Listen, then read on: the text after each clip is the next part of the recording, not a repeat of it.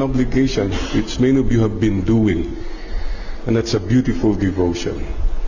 The gospel today, John the Baptist was asked, "Who are you?" 2 times, 3 times. Who are you? Teka muna. Pakitanong mo nga yung katabi mo, who are you? Makipagkilala ka naman. Anong pangalan po ninyo? Ayan. And the gospel also tells us, John the Baptist was very clear. I am not the Messiah. I am not a prophet. I'm just one voice. He was clear. He had no illusions. He knew who he was. And if you know who you are, you have a peaceful life. The world tells you, you are this, ikaw ito, ganito ka kasi mayaman ka, you look good, etc. That's what the world says. Kung yan ang pinapakinggan mo, ang gulo ng buhay mo. Because you define yourself according to your wealth, your achievements, your looks. And you're after human applause. Magulong buhay na ganyan. You want to have a simple, quiet life? Listen to God, who tells us again, you are my child, my son, my daughter. Actually, we are creatures. We are servants. If you're clear who you are, the world can tell you anything, and yet you're at peace. You're not after human applause, but God's approval. It's not what people think or say. It's what God says in the end. Sisters and brothers, may we have the peace which the world cannot give nor take away. So as we start the new year, let's just be confident that we are loved by God. Christmas was all about that. God so loved the world, He gave us His only begotten Son. Basta, mahal ka ng Diyos. That's all. And again, may I repeat, it is better to be presumptuous of God's love than to doubt God's love. Keep believing that you are loved no matter what. Today, let us repeat that to the people beside you now. Sabi mo sa katabi mo, mahal ka ng Diyos. Maging sino ka man, mahal tayo ng Panginoon. And that's a good way to start our journey. Gratitude. May I share with you a gem, a God encounter moment. Please gather gems. Your God encounter moments are the most important gems of your life. Not your money in the bank, not your achievements, your trophies, your connections. These are gems that will pass away. But your encounter with God is a precious, precious gem. Okay, my simple gem was when we were growing up in Bani, Pangasinan. I was a little boy, and for us the time, life was hard, and the most awaited time was December, Christmas. And of course, December 8, birthday of Mama, fiesta ng Bani. And fiesta, why were we so happy? Because on fiesta, after the morning mass, I asked Mama, Mama, bilhin naman niyo ako ng balloon. Balloon was available only once a year. Fiesta time. Makakakita kami ng balloon. And for a little child to have a balloon, wow, you got it made, man. Masikat ka, may balloon ka. Not only that, sabi ko, Mama, birthday mo, mayroong ice cream. Yung dirty ice cream. And now, oh, sige, we have a little money. Picture this, Jerry with the balloon and the ice cream. That was the most beautiful moment for me. And I was so happy eating my ice cream. And what happened? Naku, nabitawan ko yung balloon. Up and away. Nawala yung balloon. I was crying. I was pointing at the, Mama, balloon, balloon. And then I heard Mama's voice. Sabi niya, Jerry, you eat your ice cream. Natutunaw na yung ice cream mo. That was a simple woman that taught me a lot of things. You know, mga kapatid, marami sa atin, we're so focused on the balloons, we could take pride, dinidisplay pa natin. At nung nawala, nandun na lahat. Parang yun na lang, that was your whole thing. And you forget, you still have your blessings. Your real blessings. Which you neglected, natutunaw na. Kasi nandun ka pa rin, malayo ang tingin. And you forget the blessings you have beside you, right inside you. As we go to this new year, please focus on the real blessings of your life. Not yung mga, the could have beens, the should have beens, the should be's of my life. If you only know who I was in the past, etc. Excuse me, tama na yan. Like, that's finished. Let it go. You should concentrate on what you have. Maybe you don't have that much. But hey, what are the real blessings we have po? We are still alive. Many people never reached 2026. Many people did not wake up this morning. Many people never reach your age. Pakitanong mo ngayon katabi mo, pang ilang Pasko mo na yung ito? Right? So these are the real blessings. Health. Healthy. You can walk, maybe you're challenged, but please count your real blessings as we start the journey and appreciate it. People who stay with you, mga taong kasama mo, mga taong nagtitiis sa'yo, mga taong, sige, they're there. For whatever reason, they stay with you. And many times, we do not appreciate them because we're still looking for that balloon somewhere out there. We give more time to people who don't even care because they're also looking for their own balloons. May we have no regrets. Yun palagi kong sinasabi as we journey on. That we loved too little, too late. The biggest regret is we loved God. We realized that we loved God too little, too late. That we realized that we loved people too little, too late, just because we loved ourselves too much. It's time to shift and say, Lord, teka muna.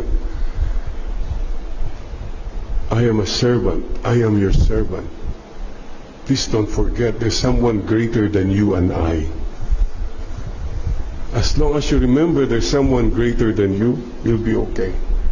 But if you think you're greater than everyone else, even than with God, then your journey will be heavy. Today, if you hear His voice, harden not your heart. I'm just one voice crying out in the wilderness. We're just one voice. So, as we journey, please carry with you the basics. Number one, gratitude.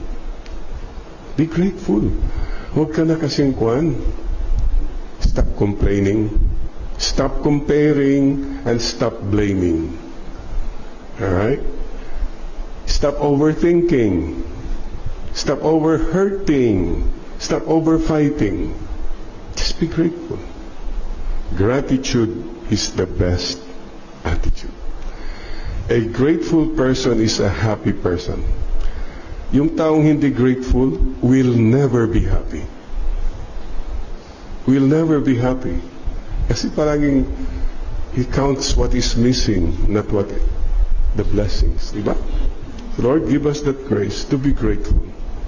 Thank you, Lord. Number 2, the grace to be humble in the new year. Remember what I always say?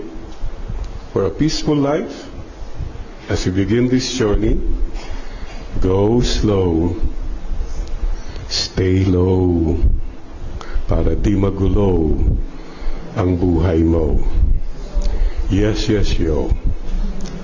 Bonal. Pakiulit mo sa katabi mo. Go slow, stay low, para di magulo ang buhay mo. Yes, yes, yo.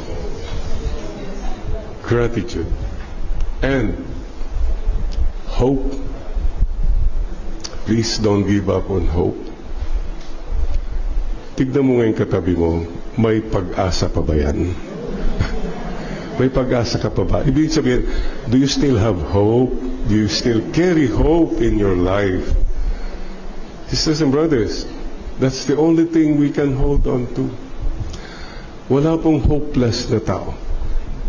In God's eyes, hope is eternal. Huwag kang mawalan ng pag-asa rin sa sarili. At huwag tayong mawalan ng pag-asa sa bayan nating Pilipinas. Amen? Makakayanan natin to. God will make a way. God is already working.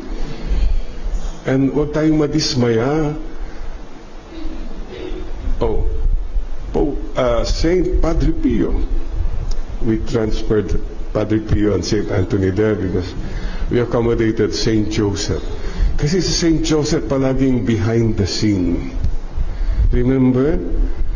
He's the greatest saint. Was not a pope, was not a priest, was not a bishop, was not a martyr. The greatest saint was a simple, humble husband. Kaya husbands, you have a chance to become saints or martyr. Bakit kokonti ang picture ni Saint Joseph sa estampita? Panay Jesus and Mary. Mary and Jesus. Kokonti ang picture ni Saint Joseph kasi siya ang kumukuha ng picture. That's the man who was always behind the scene.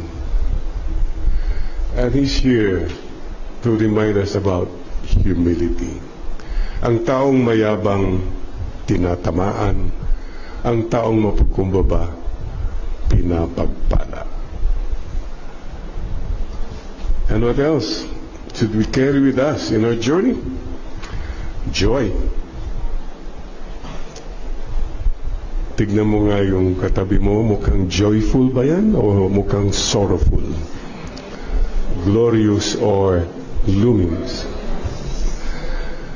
I mean, it's a choice. You can carry joy or you can leave it. Don't say, I'll find joy somewhere. You know, when situations are okay, I'll be joyful. Nagbago na si ito, I'll be joyful na siguro may pera na, I'll be joyful. Wrong. You don't find joy in people, things, or situations outside you. It's a choice you make in your heart. No matter what you go through, I choose to be joyful. Okay lang. Like, I was asking the Lord, Lord, I had colds and cough like November. Ito na naman, dumating na naman yung bisita. Napakakulit. Uninvited visitor. Pangalan niya, Sipon. Sinama pa yung pinsan niya, pangalan ng pinsan, Sinat. Sipon at Sinat, ayan na naman. I could have been miserable, I could have complained, but I said, Lord, okay, there must be a reason. This is our prayer too, Lord, help us to be more joyful. At huwag ka sanang ikaw ang killjoy sa bahay, sa trabaho. Hindi na sila masaya dahil sa'yo. Dumarating ka pa lang, nanginginig na sila. Pati yung mga aso yung buntot nasa likod na kinakabahan. That's what you bring up. You're bringing out anger, authority, righteousness, self-righteousness. Joyful lang po tayo. So, and the best way to give joy, to have joy, is to give joy. Ang hirap po yung mga taong pinasayo mo na, sabi pa, corny. So entitled, no? Minsan pa, nag-text ako ng joke sa isang pare. Ba? Nag-respond siya, lol. No, ulol daw ako. Diyos ko, ang bihira. Nag-share na ako ng joke, ulol pa? Yung pala ibig sabihin ng LOL, laughing out loud. O, na-offend pa naman ako. Sensitive din ako, sabi ko. Anyway, let's give joy while we are still alive. Remember that prayer. I'd like to repeat it as we start the journey. I studied in San Sebastian Elementary, and I was taking the jeepney, and I swear all the jeepneys had in their windshield that time the driver's prayer. Some of you have memorized that. Grant me, O Lord, a steady hand, a watchful eye, so that no one will be hurt as I pass by. Let this be our prayer as we begin this journey. Wala sana tayong nasasaktan as we go through life. Wala sana tayong dinadown. Wala sana tayong ninanakawan as we go journey through life. How many people are suffering because the money meant for them was not given to them? Be kind. Life is short. May we have no regrets in the end that we loved God, we loved people. Too little, too late, just because we loved ourselves too much. Mama Mary, our mother, teach us true gratitude, true humility, true giving, true joy. Help us to journey with you. We need you, Lord. Stay with us in our journey. Thank you. As we bow our heads, let's end with a simple prayer. So may I ask you, especially members of SWU, if you are a member, samahan ng mga walang umaakap. Please put your right hand over your left shoulder, left hand over your right shoulder. Senior citizens, are you following instructions? Bow your head, close your eyes, and smile. Just smile. Ayan. Akap, akap ka na ni Lord. Akap, akap na tayo ni Mama Mary. That's all we need. The embrace of God. The assurance that we are loved. Even if we are smelly, dirty, the Lord never stops embracing us. Be still. Know that I am God. Be still so that I can embrace you. Thank you, Lord, for this embrace. Please embrace our loved ones. You know what they go through. Those who are sick, those who have emotional issues, those who need conversion, those who need direction, those who need change of mind, change of heart. And Lord, we ask for healing of relationships in our own families, in our circle of friends, in our communities, And we ask for healing of our beloved country, the Philippines.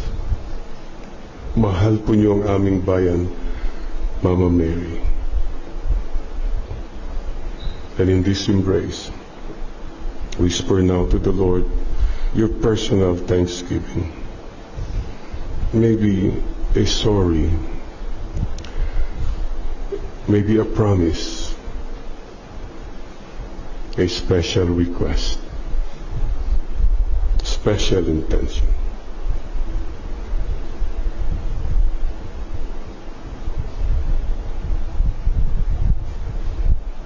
As we remember our departed loved ones, eternal rest grant unto them, O Lord, perpetual light shine upon them. May they rest in peace. Amen. Most Sacred Heart of Jesus, have mercy on us. And may the peace of the Lord be with you all. Ayan, member ka na ng SMU, Samahan ng mga may umaakap. Now let's share this love to one another. Please tell the person beside you, pabaon lang. Don't worry, be happy. God loves you and Mama Mary loves you. Me too. And to all the birthday celebrants this year, happy birthday to you. Wow, may birthday tayong lahat. And don't forget, and may the spirit of Christmas be always in our hearts. Amen, Lord, and amen.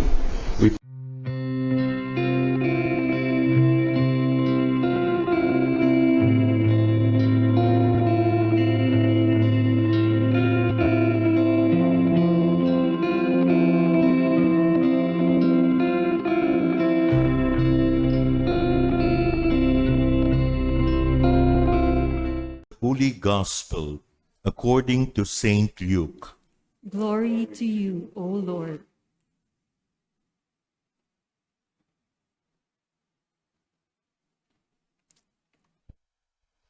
At that time, Jesus came to Jericho and intended to pass through the town. Now, a man there named Zacchaeus, who was a chief tax collector and also a wealthy man, was seeking to see who Jesus was, but he could not see him because of the crowd, for he was short in stature. So he ran ahead and climbed a sycamore tree in order to see Jesus, who was about to pass that way. When he reached the place, Jesus looked up and said, "Zacchaeus, come down quickly, for today I must stay at your house." Zacchaeus came down quickly and received Jesus with joy. When they all saw this, they began to grumble, saying, "He has gone to stay at the house of a sinner." But Zacchaeus stood there and said to the Lord, "Behold, half of my possessions, Lord, I shall give to the poor. And if I have extorted anything from anyone, I shall repay it 4 times over." And Jesus said to him, "Today salvation has come to this house, because this man too is a descendant of Abraham. For the Son of Man has come to seek and to save what was lost."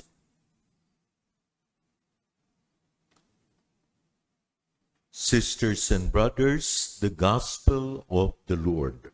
Praise to you, Lord Jesus Christ.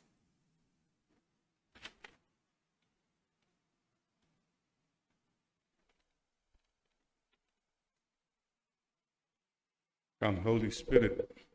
Come, Holy Spirit. Bless this unworthy priest that I may share with humility and with the heart, not just with the lips. And that people listen with their hearts, not just with their ears.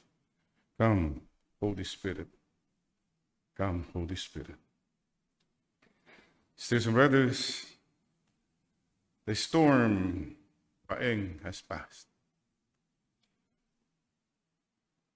No storm lasts forever. Lahat ng bagyo po dumadaan lang. So ano bang pinagdadaanan mo? Daanan mo lang. Kaya nga pinagdadaanan. You know, the morning after the storm, you go out, you know, the whole day, the whole night, you were covered. You go out from your house and you see fallen trees and all that. Pero there's a new hope. Parang there's a lot of cleansing. Maraming nawala, pero hope, pag-asa. This morning, I just share with you yung lauds, yung praising the Lord. Let the earth bless the Lord. Praise and exalt him. Springs and you seas and rivers, all the birds of the air, all you beasts, wild and tame, bless the Lord. All you winds, cold and chill, ice and snow, darkness, lightnings, clouds, bless the Lord. Where the Lord shows that he is in control of nature, the Lord of nature. By the way, on the side, paano nagkakaroon ng storm? It all starts with a weather disturbance. How do storms start in your life? May disturbance ka. If you don't handle that well, the next one is you have a low pressure area. Pressure. Marami sa atin nagkakabagyo kasi marami kang pressures. Whatever it is. Personal or from other people or situation. And then LPA develops to a depression. May depression ka ba? Kasi meron ka sigurong disturbance, may pressure, depression na. Sana huminto na. Dediretso pa yung iba. Nagiging storm signal na. May signal na siya. I forget the exact speed. Pero that depression becomes a storm. Bagyo na. Pwedeng signal number 1, number 2, number 3. And then, kung hindi mo pa rin ma-handle, yung bagyo naging typhoon. Typhoon. Big wind. That's what it means. So yun po. Ano mang pinagdadaan ng bagyo, may pinagsimulan yan. Usually, disturbance, may pressure, depression.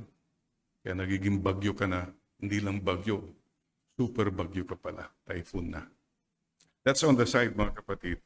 But you know, everything is just passing by. Ang maganda today, our gospel is about Zacchaeus who heard that Jesus was passing by.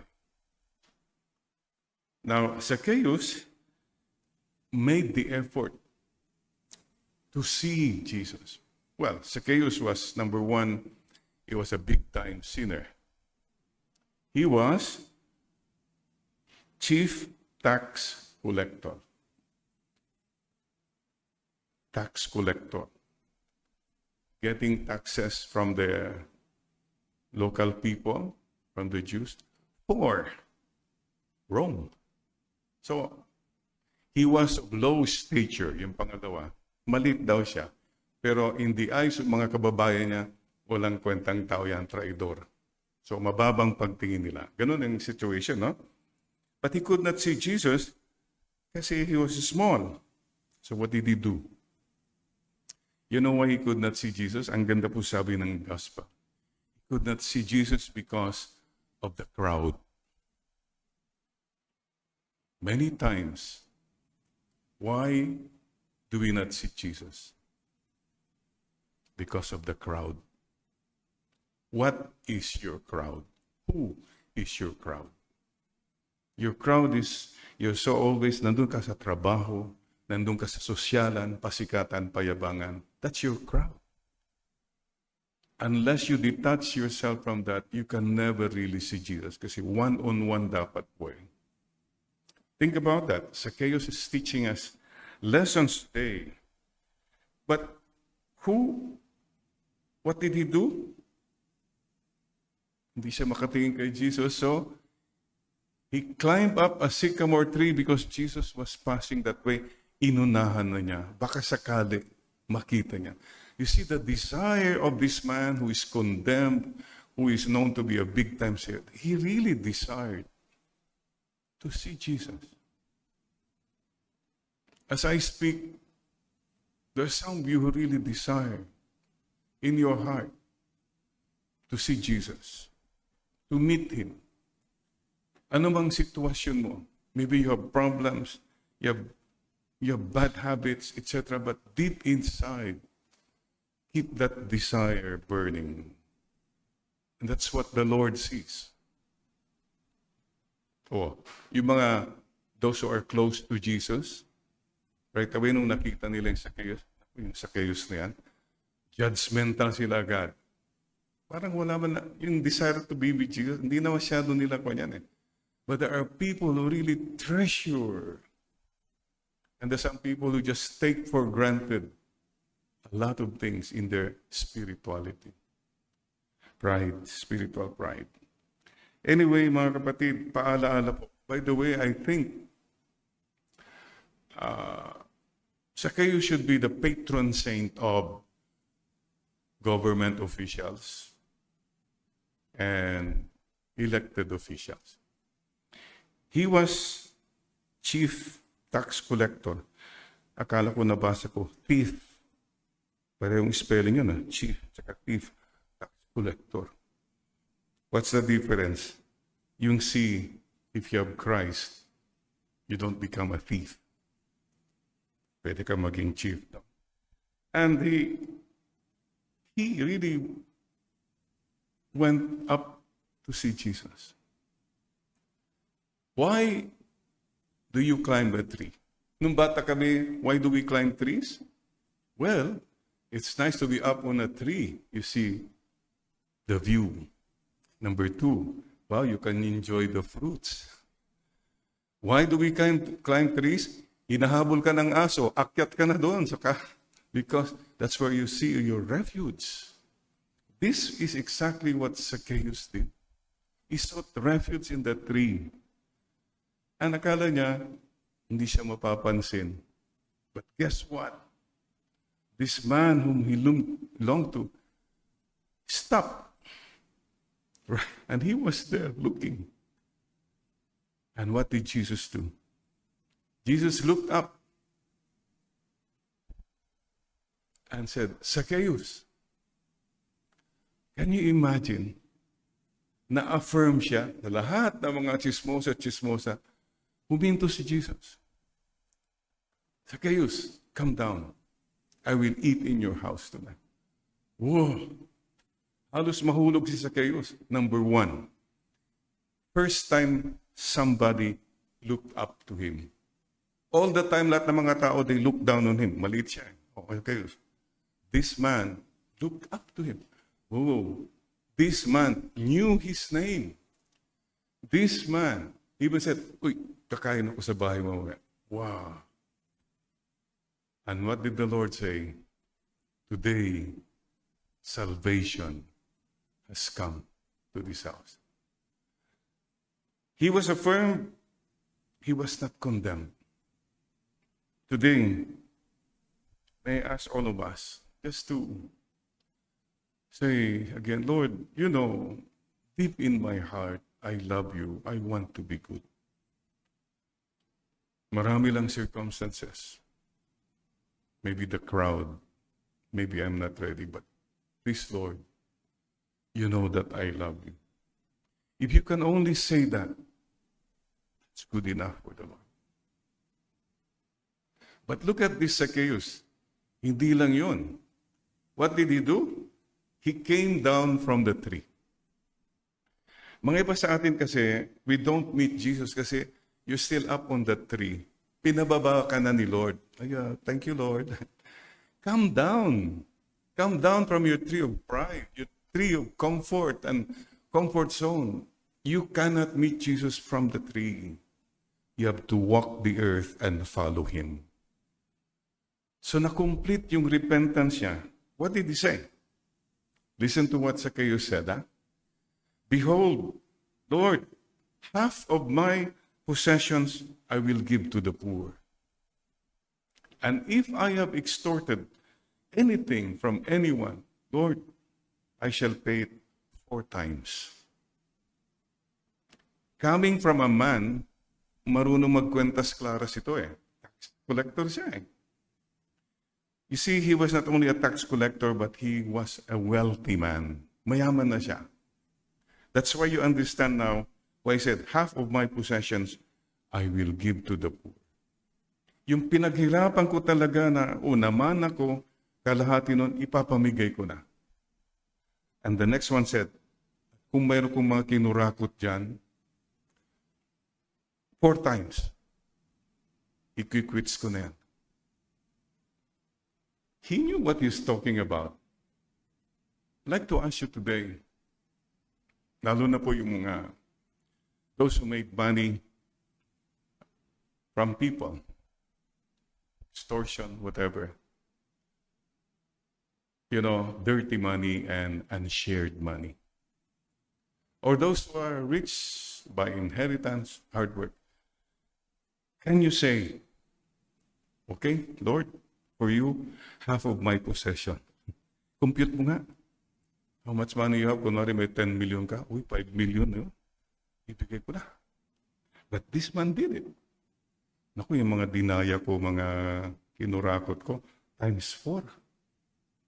This was a man who knew what it meant. He not only came down from his comfort zone, from his sin, he went down with Jesus and followed him from there on, became a follower. So, meron pong kwento kasi na 2 grandmothers, nagkwekwentuhan sila. Sabi ng isa, Nola, every year I send to my grandchildren a card and I insert a check, generous check to each one of my grandchildren. And then she said, but it's sad. They don't even text me back that they have received the check. They don't even visit me.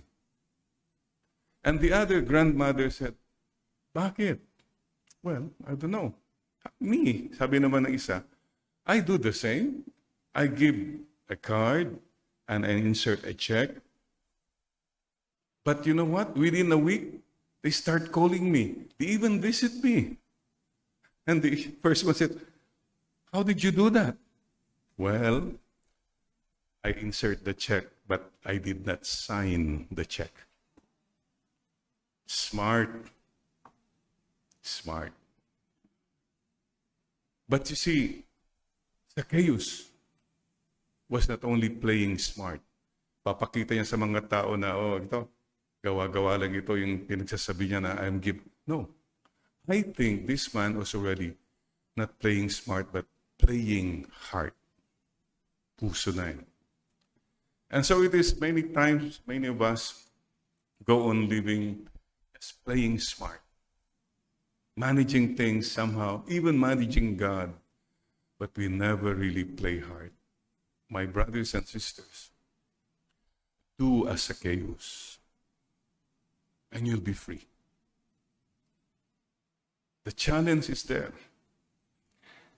Sign up. Sign your name.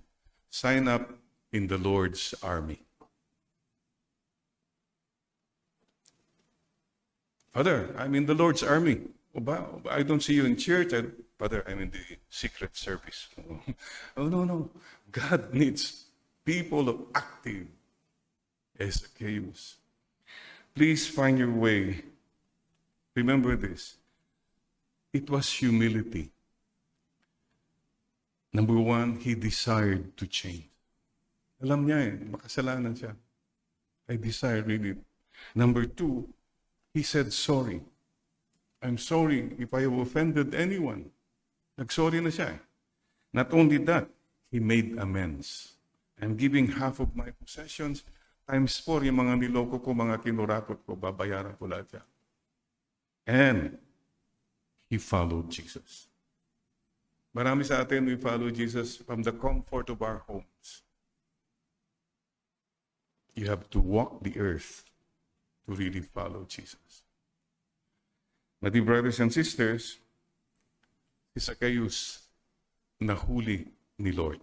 You know why? What happened? Because the Lord sought him. Hinanap siya ni Lord. The Son of Man came to seek and to save what is lost. The other side is this. Zacchaeus nagpakita rin kay Lord. Sometimes the Lord cannot see you, cannot seek you because you don't show yourself. You stay in the crowd. You're anonymous. But when you go one-on-one with the Lord, that's it. What more can you say? It's time to do as Zacchaeus, mga kapatid. All of us. So dear friends, nahuli na. Sino bang holy? Father, madasalin ako, holy ako, I'm prayerful. Not necessarily. I know many people are prayerful, but they don't live their prayers. Holy, you know who is holy? Holy ka kung nahuli ka na ni Lord. Lord, I'm yours na. Wala na. Everything is yours na. Then you are holy. If there's still too much about you, it's all your agenda, hindi ka pa holy. Sisters and brothers, let's pray for the grace to sana mahuli na tayo ni Lord. Prison Awareness Week. Prison Awareness Sunday. Nahuli. Sana mahuli ka na ni Lord. We pray for the prisoners, yes. We can encourage them. It's not easy. We visited. One of these corporal works of mercy is to visit the prisoners. Okay? But question, baka naman ikaw ay prisoner. Zacchaeus was a POW. Prisoner of work. That work he was doing. Na-impresa. Prisoner of wealth. What are you? Prisoner of worry? Prisoner of wife? Or whatever? I don't know. Basta make sure lang that you don't become a prison to other people. Yung kinokontrol mo sila, ikaw ang dahilan, hindi na sila masaya. Is there anybody in your house that's your prison? Are you a prison? Do you imprison people? Sisters and brothers, we pray, Lord, set us free from our prisons. Set us free. Please, release me. Let me go from my vices, from my bad habits, from my pride, selfishness. And we remember also the All Saints Day, November. Sign up na. Remember the song?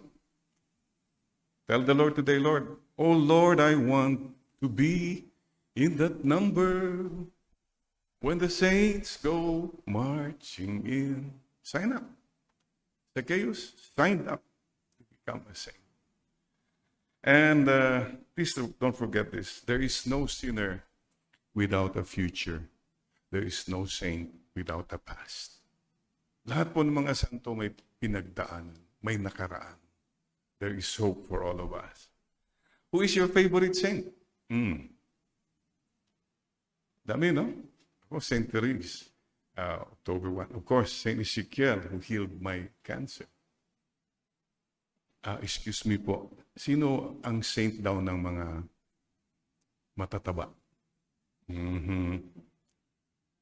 Sabi nila si Santa Rita de Cassia. So, you know, the saints were not miserable people. They were happy people. You want to become a saint? Please be joyful. Spread joy. Hope. Baka ang santo mo, ang santa mo, favorite saint mo, Santa Pera. Yan ang nagdidibusyon ka palagi sa kanya. Mga iba yan ang favorite nila, Santa Pera. Ang gusto mo ng iba, Santa Bonga. Pabongga, pasikat, payabang, kinikilala, popular. That's your saint. Yan ang sinasanto mo. Kaya hindi mo nakikita si Jesus. Or, ano pa? Whatever it is. Santa Loca. Naluloka ka sa good time, naluloka ka sa mga alahas, naluloka ka sa mga kain, etc. Choose your saint. And All Souls Day, eternal rest run unto them, O Lord, perpetual light shine upon them. May they rest in peace. Rest in peace. Sana po, lahat tayo someday rest in peace in heaven. Baka naman namatay tayo restless in purgatory. Or worse, rotting in the pit of hell. Sisters and brothers, their message to us, your loved ones, I'll tell you, I'm okay, I'm with God, I'm home. Let that be a message for all of us, you who honor the dead. And they're telling us, oh, dito sa langit, walang problema, wala na dito mga issue. Wala dito mga mayayabang, mga matatapang, mga masusungit. Wala sila dito, hindi sila nakakarating. Mga marites, mga bashers, wala. So, be good and go to heaven. That's the first message. Number 2, they tell us all again, thank you, salamat sa alaala, salamat sa pagmamahal. And I'm sure they would like to tell us, love one another. Magmahalan kayo, magtudungan, magpatawaran. Forget your love of money and power. Walang kwenta yan dito sa langit. The love of God. And finally, their message for all of us. See you in heaven. You better be good, that you too will go to heaven. Sisters and brothers, life is short. May I honor Father Henry Schenk, SVD. He died 92 years old, 61 years as a priest, 42 years as a missionary in Mindoro. Father Schenk was a man, low stature, maliit lang siya, but he was a spiritual giant. He did not build structures, chapels, kung ano-ano mga project yan. No, he built communities. He built lives of people, mga pinag-aaral niyang scholars. Wow, something like that, mga kapatid. So dear friends, life is short. So, number 1, sign up to the Lord's army. Life is short. Do as Zacchaeus. Come down from your tree and follow the Lord. Jesus is passing your way. Please, huwag mong idedma when Jesus is passing your way. Welcome Him. Thank you, Lord. Thank you, Lord, for seeking the lost like me and saving the lost like me. Amen. Amen. We profess our sisters and brothers, happy to be a part of your Sunday, God's day for all of us on the second day of May, beautiful month of May, the month of Mama Mary. A lot of people are dying these days. Yes, Lord, we just trust in you. We remain in you.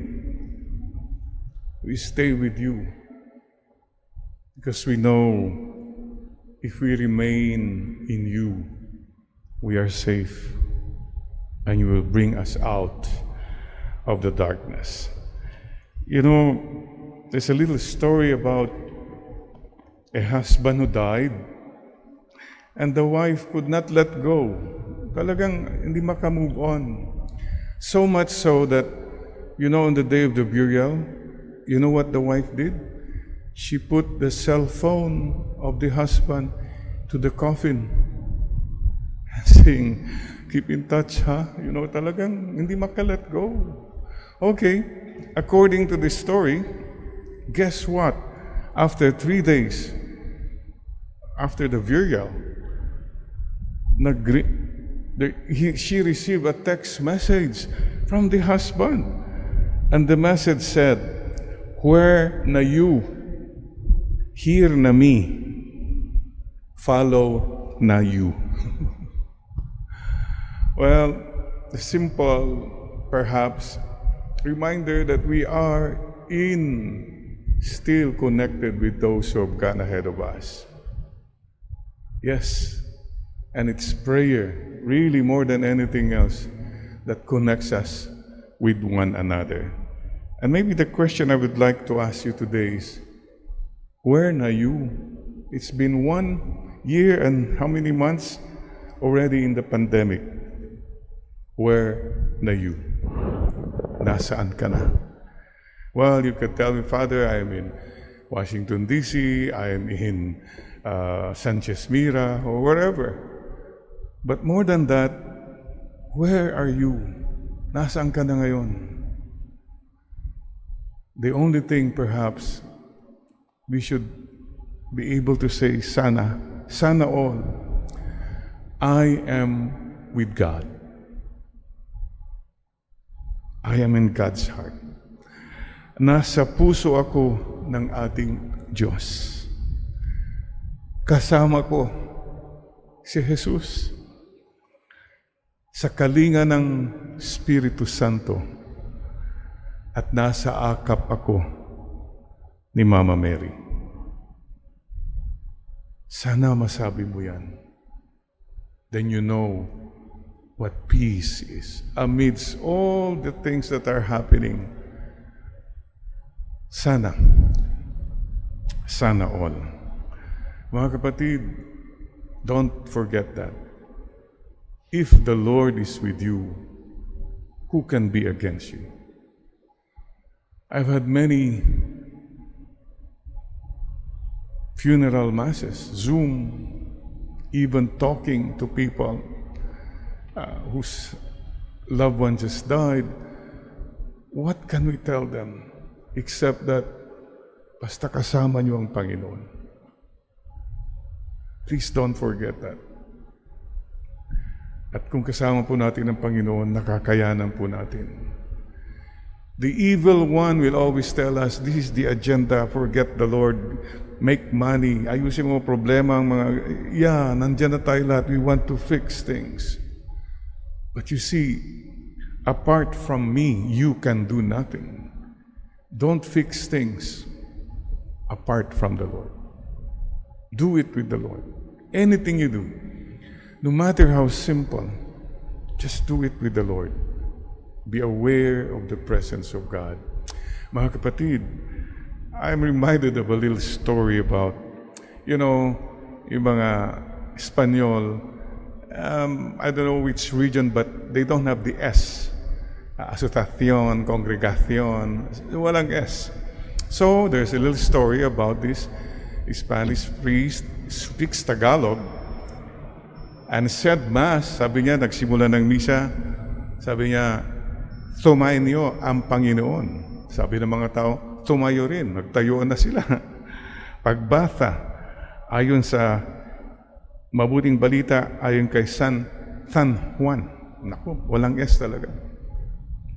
And then, he read the gospel at sinabi, yung gospel ngayon, mga kapatid, ang sabi ni Jesus, ako ang puno ng ubas, kayo mga sanga.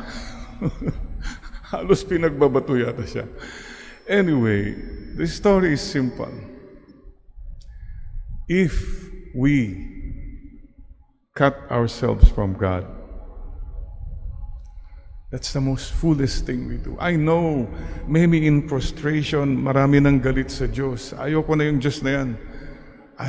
I've talked to people even by phone and they're angry. Email me, they're angry.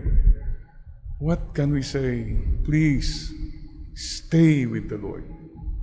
It will not help you. It will not help your loved ones if you start blaming God. Bakit ganon palagi? In the end, we blame God. No. Be still. Know that I am God. Mga kapatid, please stay. Remain in my love.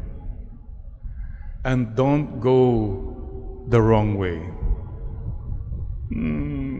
I just like to remind you again, a little story. Kwento na naman po. About a senior citizen driving on the expressway in the, what do you call that in America? Anyway, and he received a frantic call from the wife. And the wife said, honey, be careful. I heard over the news, there's one car going in the opposite direction in the expressway. Be careful, be careful. After some moments, the old man said, honey, there's not only one car. There are hundreds of cars going on the opposite way. Siya pala he was going the wrong way. Mga kapatid, follow the Lord. Stay with the Lord. Don't go the wrong way. Because if you do, you end up empty. You end up proud. You end up angry. You end up miserable. Stay with the Lord. Dito ka lang, anak. Dito ka lang. Be patient. I am with you. How we need this.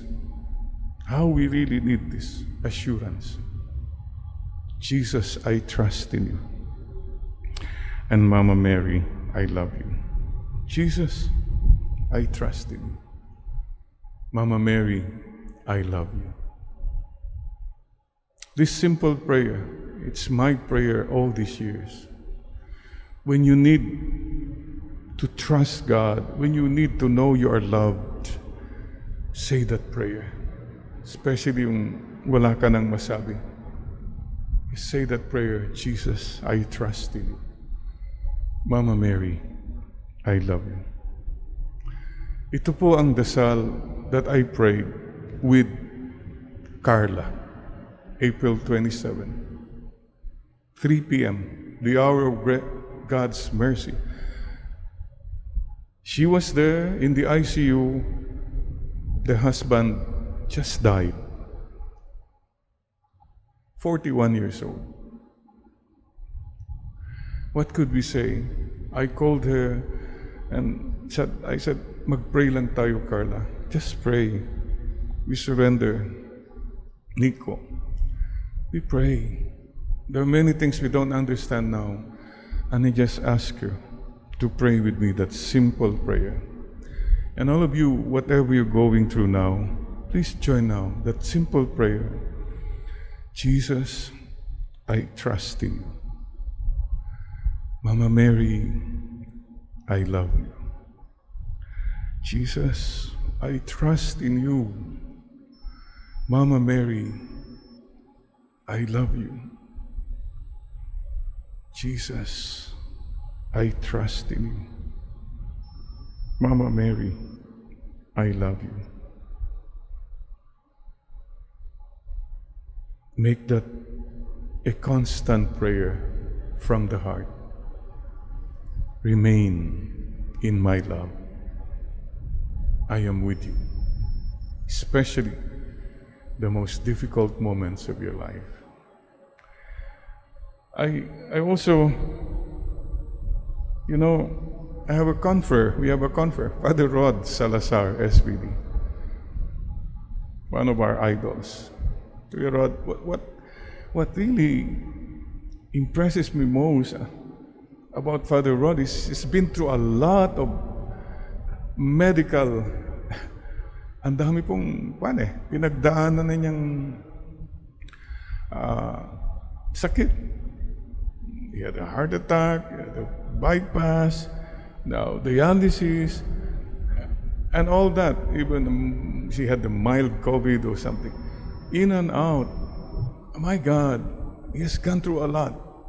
But what really impresses me is he's such a positive person. He just keeps saying, "Oh Lord, bahala ka na."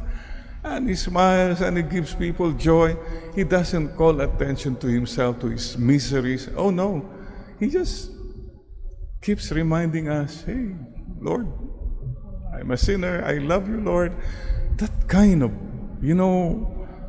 people who have the Lord in themselves can do amazing things.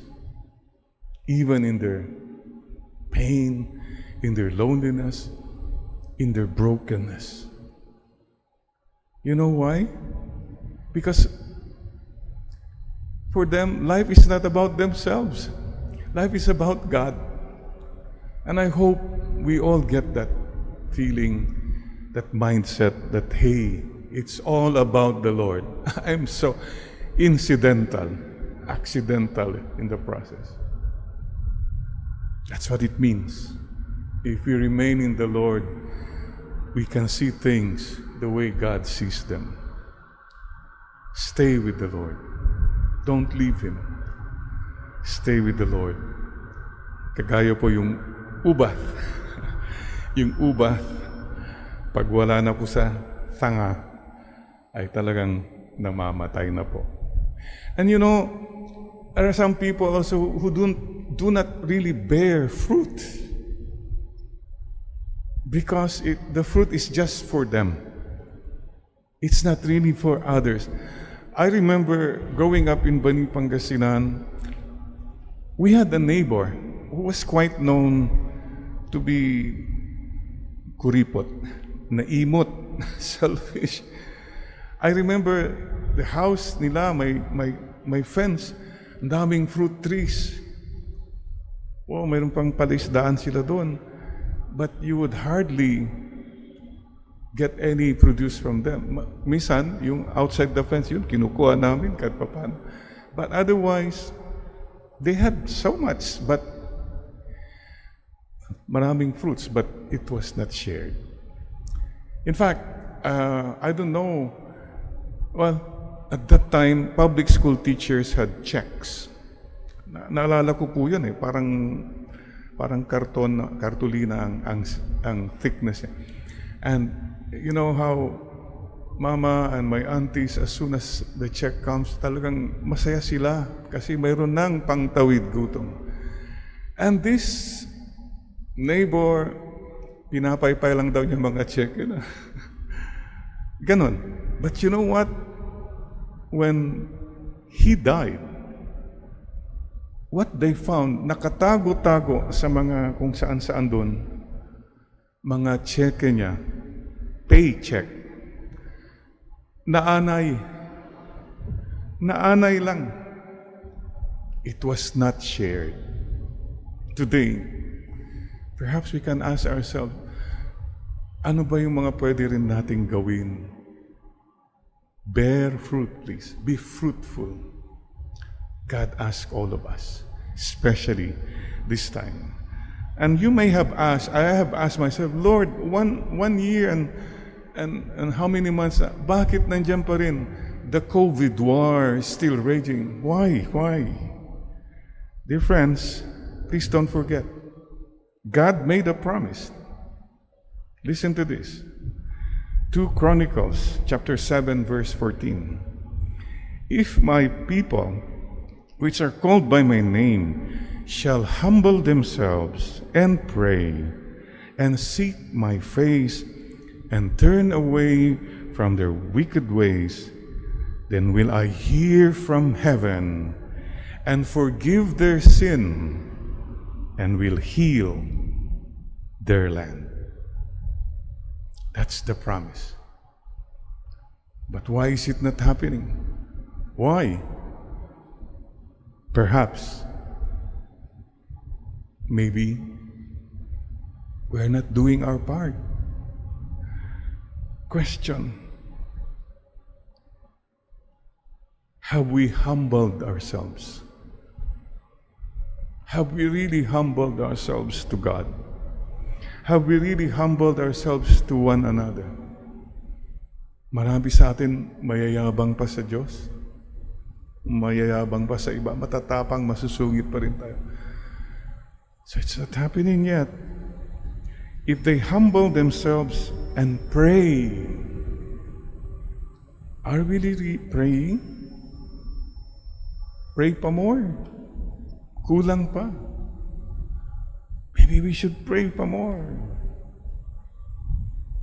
Yeah. And turn away from their wicked ways. Lahat po tayo individually, let us ask ourselves, ano ba yung mga wicked ways ko na hindi pa naaalis? 1.5 years pandemic, not yet purified. And, well, people around us, officials, mayroon po bang mga baguhin pa natin as a country and as a people? Then I will hear from heaven. Siguro po, yun na po. Pray pa more. Be humble pa more. And turn away from our wicked ways. Then I will hear from heaven, forgive their sins, and heal their land. Let's go for prayer power and love power.